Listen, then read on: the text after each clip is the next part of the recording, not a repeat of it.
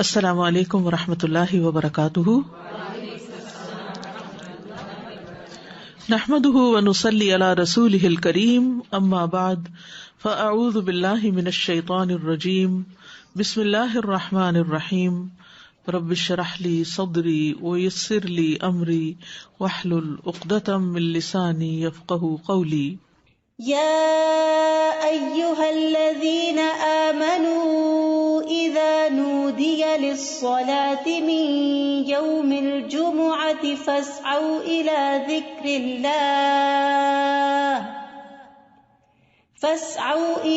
ذكر الله وذروا البيع ذلكم خير لكم إن كنتم تعلمون۔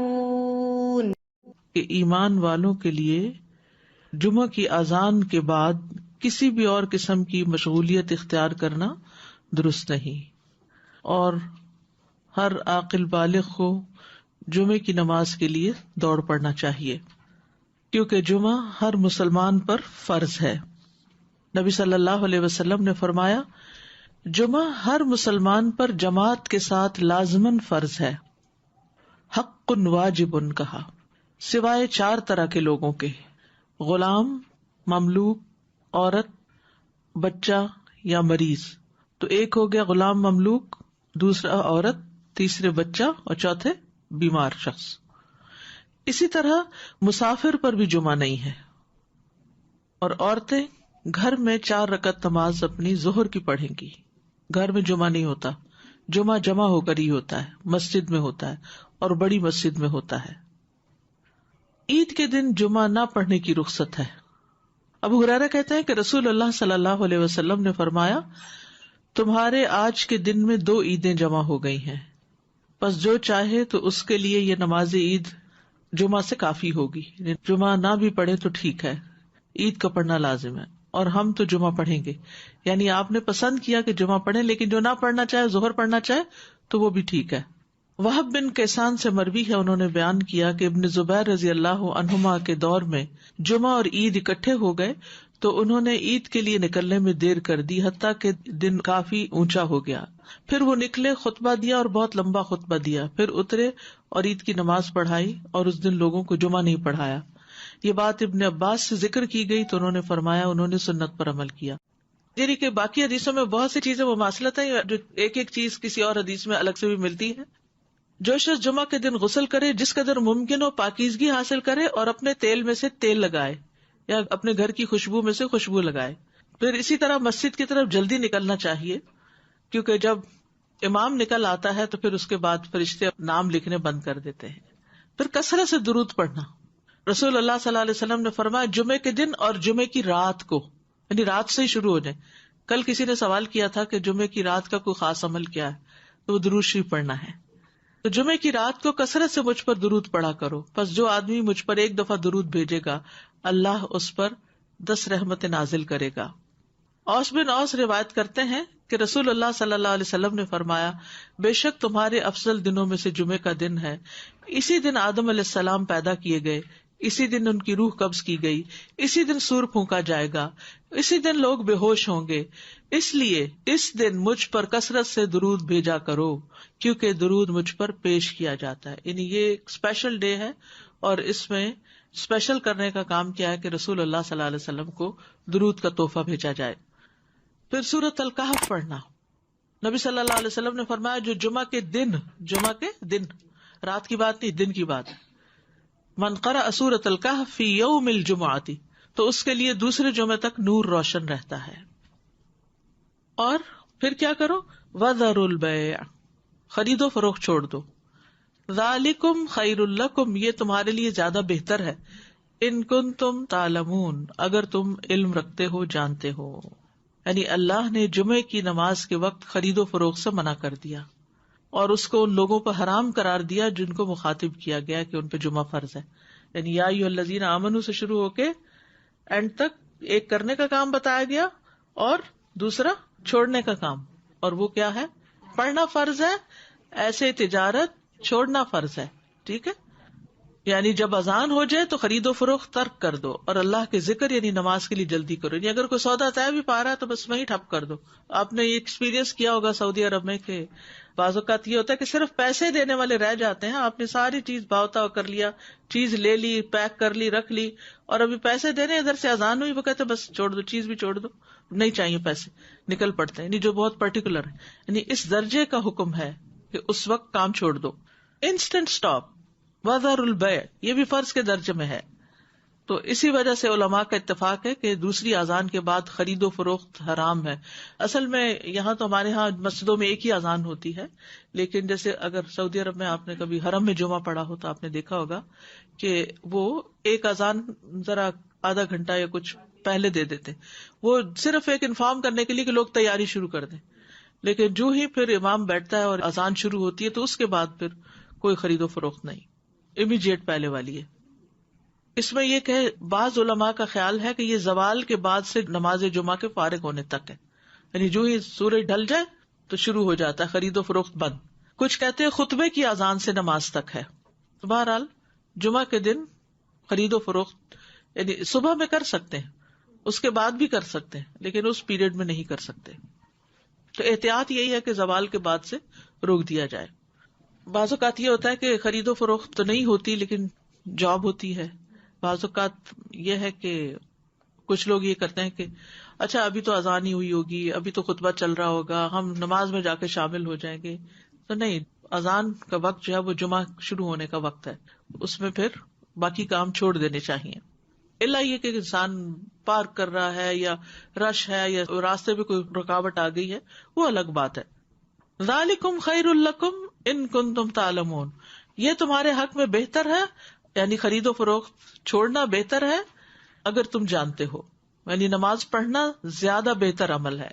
اور اس لیے کہ اگر تم نے وقت پہ نماز نہ پڑھی وہ تو فوت ہو جائے گی, لیکن اگر تم نے تجارت چھوڑ دی اس وقت تو وہ تو بعد میں بھی ہو سکتی ہے, اس کا کوئی وقت مقرر تو نہیں ہے, وہ تو کسی وقت بھی ہو سکتی ہے. ایک تو یہ استاذہ جی کہ سورۃ الکہف کے بھی جیسے آپ نے بتایا, تو سورۃ الکہف کے لیے بھی کیا کچھ وقت مقید ہے؟ کچھ لوگ اس کو کہتے ہیں کہ it has to be before عصر. نہیں, مغرب سے پہلے تک پورا دن کا پورا دن, درود کے لیے بھی پورا دن. ٹھیک ہے, مغرب پہ وہ دن کا اختتام ہوتا ہے. ٹھیک ہے. اور دوسرا یہ جو جمعے کی بات آئی کہ وذروا البیع, اب فار انسٹنس اب ڈپینڈ کرتا ہے نا, نیت والی بات ہے کہ اگر آپ نے جمعہ اٹینڈ کرنے کی نیت کی ہوئی ہے تو پھر آپ کا ہوگا. اب جیسے فار انسٹنس ہم یہاں ہوتے ہیں اور اگر کسی وقت ہم, عورتوں پر تو فرض ہی نہیں ہے نا جی, لیکن اگر ارادہ کیا ہوا ہے تو پھر اس وقت انسان سب چھوڑ کے چلا جائے. ٹھیک, جزاک اللہ خیر. ایک یہ سوال ہے کہ جب ہم فرائیڈے کی مارننگ اور نائٹ کہتے ہیں تو کیا وہ نائٹ جمعرات کی مغرب کے بعد شروع ہوتی ہے؟ جی صحیح. جی, دوسرا یہ ہے کہ اگر ہم آئے ہیں جمعے کی نماز کے لیے اور کسی وجہ سے ٹریفک میں پھنس گئے, خطبہ ہو گیا, تو اس کے بعد کیا ہم صرف 2 فرض ہی پڑھیں گے کہ پوری نماز پڑھیں گے؟ اچھا سوال ہے. اس پہ یہ ہے کہ بعض علماء کہتے ہیں کہ اگر کوئی دوسری رکعت کی رکوع میں شامل ہو گیا تو اس کا جمعہ ہو گیا. امام ابو حنیفہ کا قول یہ ہے کہ اگر اس نے سلام بھی پا لیا تو اس کا جمعہ ہو گیا, کیونکہ وہ بھی نماز کا حصہ ہے. حتیٰ کہ وہ یہ کہتے ہیں کہ اگر امام سجدہ سہو کر رہا ہے تو بھی جمعہ ہو جائے گا, یعنی پا لے گا. اگر کسی مجبوری کی وجہ سے کوئی سویا رہ گیا, کوئی کسی وجہ سے تاخیر ہو گئی تو جمعہ اس کو مل جائے گا. لیکن بہت سے علماء یہ کہتے ہیں کہ خطبہ بھی ضروری ہے کیونکہ یہ جمعے کا حصہ ہے, اور وہ یہ کہتے ہیں کہ اگر خطبہ نہیں اور جمعے میں شریک ہو گئے ہیں جیسے پہلی رکعت یا دوسری رکعت میں بھی, تو اس صورت میں پھر ظہر کی نماز یعنی امام جب سلام پھیر لے تو 2 رکعت پڑھنے کی بجائے 4 پوری کر لے. جزاک اللہ خیر. السلام علیکم. سورہ کہف کے بارے میں معلوم کرنا ہے. جیسے ہم پڑھتے ہیں, اب میرے بچے سے چھوٹے ہیں, میں ان کو عادت ڈالی ہے کافی سالوں سے, تو وہ صرف پہلی 10 آیتیں پڑھ لیتے ہیں. کہ ایسا کرنا صحیح ہے؟ پہلی 10 آیتوں کی فضیلت ہے لیکن جمعے کے دن ساری پڑھنے کی ضرورت ہے, تو ایسا ایسا جو بڑے ہوتے جائیں اس کو بڑھاتے جائیں حتیٰ کہ پوری پہ آ جائیں. اچھا. نبی صلی اللہ علیہ وسلم نے سب سے پہلا جمعہ جو تھا وہ مسجد قباء میں قائم کیا تھا. اس کے بعد ہجرت سے پہلے جو جمعہ ہوا تھا مدینہ میں وہ اسد بن زرارہ نے مدینہ سے 1 میل دور قائم کیا تھا. اسد بن زرارہ نے, یہ نبی صلی اللہ علیہ وسلم کی آمد سے پہلے. اسی لیے ایک صحابی تھے تو وہ جب نماز پڑھ چکتے تھے تو کہا کرتے تھے رحم اللہ ابو امامہ, اللہ ابو امامہ پہ رحم کرے. تو پوچھا کہ کون ہے وہ؟ تو کہا گیا کہ اسد بن زرارہ، کہ جنہوں نے سب سے پہلے مدینہ میں جمعہ قائم کیا تھا، یا مدینہ سے 1 میل دور. تو ذالکم خیر لکم ان کنتم تعلمون، یعنی کاروبار چھوڑ کر نماز کی طرف جلدی آنا یہ تمہارے حق میں زیادہ بہتر ہے اگر تم جانتے ہو. اہل ایمان کی صفت یہ بیان کی گئی ہے کہ جب ان کو اللہ کی طرف بلایا جاتا ہے، عبادت کی طرف بلایا جاتا ہے، تو پھر کوئی چیز انہیں مشغول نہیں کرتی اپنے اندر. سورۃ النور میں آتا ہے رجال لا تلہیہم تجارۃ ولا بیع عن ذکر اللہ واقام الصلاۃ وایتاء الزکاۃ یخافون یوما تتقلب فیہ القلوب والابصار. وہ مرد جنہیں اللہ کے ذکر سے اور نماز قائم کرنے اور زکوٰۃ دینے سے نہ کوئی تجارت غافل کرتی ہے نہ کوئی خرید و فروخت. تجارت اور بیع 2 الگ الگ لفظ استعمال ہوئے ہیں. وہ اس دن سے ڈرتے ہیں جس میں دل اور آنکھیں الٹ جائیں گی. تو جیسے ہی نماز کا وقت آئے فوراً سب کام چھوڑ کر جمعے کے لیے حاضر ہو جانا چاہیے. نہ صرف یہ کہ جمعے کے لیے، باقی نمازوں کے لیے بھی نبی صلی اللہ علیہ وسلم کا طریقہ یہی تھا. اسود سے مروی ہے، وہ کہتے ہیں میں نے عائشہ رضی اللہ عنہا سے پوچھا کہ نبی صلی اللہ علیہ وسلم اپنے گھر میں کیا کرتے تھے. انہوں نے کہا آپ اپنے گھر کے کام کاج یعنی گھر والوں کی خدمت میں ہوتے تھے. جب نماز کا وقت ہوتا تو سب کچھ چھوڑ کر مسجد چلے جاتے تھے، کام چھوڑ دیتے تھے. تو بات یہ ہے کہ انسان بیک وقت 2 تقاضوں کے بیچ میں ہوتا ہے، 2 چیزوں کے بیچ میں. ایک طرف اس کی دنیا ہوتی ہے، ایک طرف اس کا دین ہوتا ہے. بہت سے لوگ یا صرف دنیا کے ہو جاتے ہیں یا صرف دین کے ہو جاتے ہیں، جبکہ ان دونوں میں بیلنس قائم کرنا ضروری ہوتا ہے. اور یہ پرفیکٹ بیلنس سورۃ الجمعہ میں نظر آتا ہے کہ یہاں پر نماز کے لیے بلایا گیا حاضر ہو جاؤ، اور پھر اگلی آیت میں فرمایا فَإِذَا قُضِيَتِ الصَّلَاةُ فَانتَشِرُوا فِي الْأَرْضِ. نماز پڑھ لی، عبادت ہو گئی، اجتماعیت ہو گئی، اب زمین میں پھیل جاؤ اور اللہ کا فضل تلاش کرو اور اللہ کا ذکر کثرت سے کرتے رہو تاکہ تم فلاح پاؤ. تو اس سے کیا پتہ چلتا ہے کہ دونوں چیزیں ضروری ہیں، دونوں ہی عبادت کی مختلف قسمیں ہیں. اس کے لیے تقسیم اوقات کی ضرورت ہے، ٹائم مینجمنٹ کی ضرورت ہے. کچھ وقت عبادت کے لیے اور کچھ وقت کام کاج کے لیے. جب اللہ سبحانہ تعالیٰ اس سے عبادت کا تقاضا کرے تو وہ عبادت کے لیے دوڑ پڑے، اور جب اس کی ضروریات اس کو دنیا کی طرف بلائیں تو اپنے کام کاج اور معاش کی طرف دوڑ پڑے.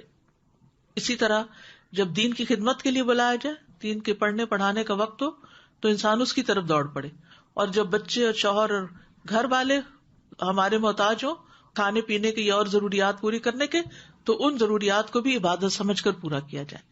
تو اس طرح ایک حسین امتزاج قائم ہو جاتا ہے دین اور دنیا کے درمیان. یعنی نہ تو ہمارے سے یہ تقاضا کیا گیا کہ ہم دنیا چھوڑ دیں اور راہب بن جائیں، اور نہ ہی ہم سے یہ کہا گیا ہے کہ ہم سارے کا سارا وقت صرف عبادت میں ہی گزارے.